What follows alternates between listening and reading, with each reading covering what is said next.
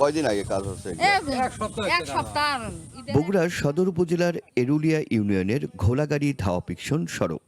আগে থেকেই এটি ছিল ইট বিছানো পথ বা হেরিংবন, কিন্তু সেই ইট তুলে তড়িঘড়ি করে বসানো হয়েছে বালু সিমেন্টের তৈরি নতুন ইট, যদিও তা খুবই নিম্নমানের। 26 দিন পানি এবং শুকানো হলে তাহলে এটা শক্ত হবে।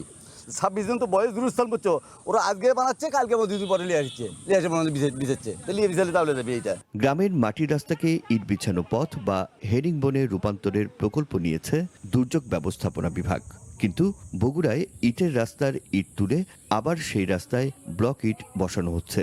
এই সিসি ব্লকও নিম্নমানের।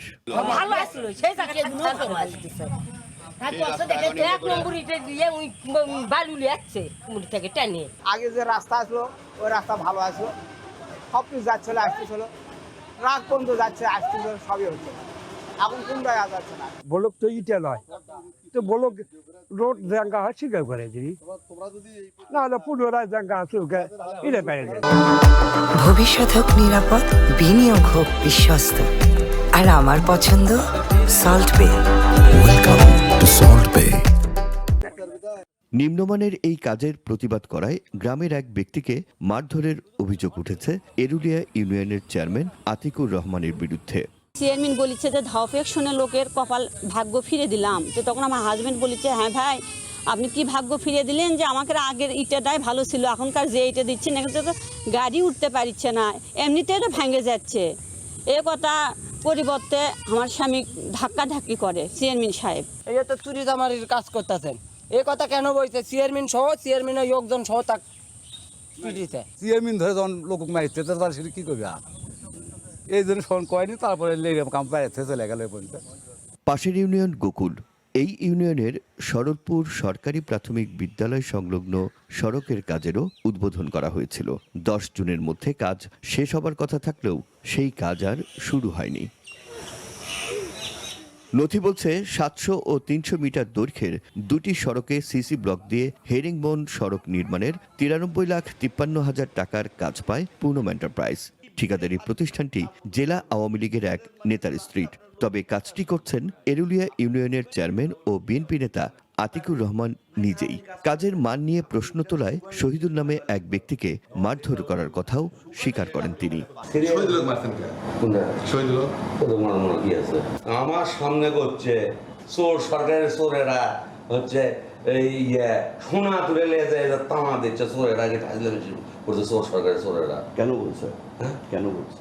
বলছে হচ্ছে যে ইটে পরে আসতো, নষ্ট রাস্তা আসতো, ওটা বলে খারাপ হচ্ছে, বলে হেরিং এর বলে খারাপ। আপনি যে রাস্তা দিয়ে আসছেন তার চেয়ে ভালো রাস্তা ছিল তো। কোনটা? মাটির রাস্তার প্রকল্প ইটের রাস্তায় করা নিয়ে অভিযোগের বিষয়ে জানতে চাইলে কাজ শুরুর আগের কিছু ছবি দেখিয়ে সড়কটি মাটির ছিল বলে দাবি করেন তিনি। ওগুলো আমাকে জানা আছে, যারা ভোট দেয়নি তারাই লাপাতি।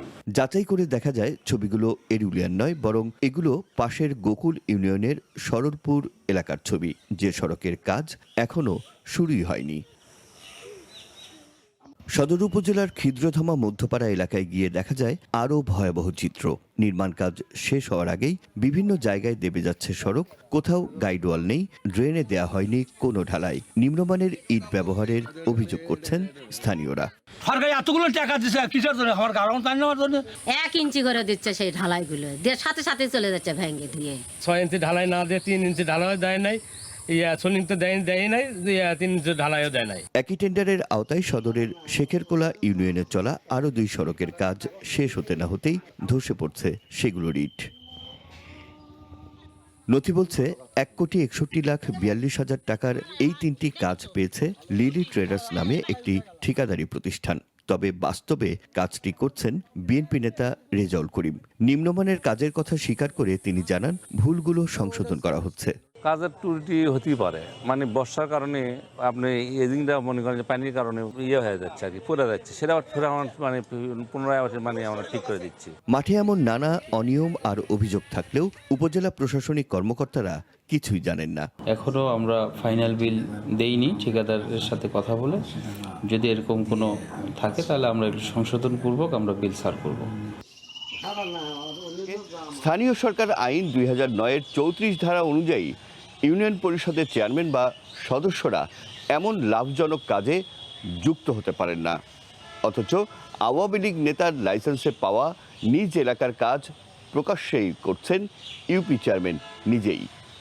আর একের পর এক অভিযোগ, চোখের সামনে দৃশ্যমান অনিয়ম, এমনকি মাঠের বাস্তবতা নিয়ে বারবার প্রশ্ন ওঠায় প্রকল্প বাস্তবায়ন কর্মকর্তা থেকে শুরু করে স্থানীয় প্রশাসনের ভূমিকাও প্রশ্নের মুখে। Rakib Jewel, one news, Bogura.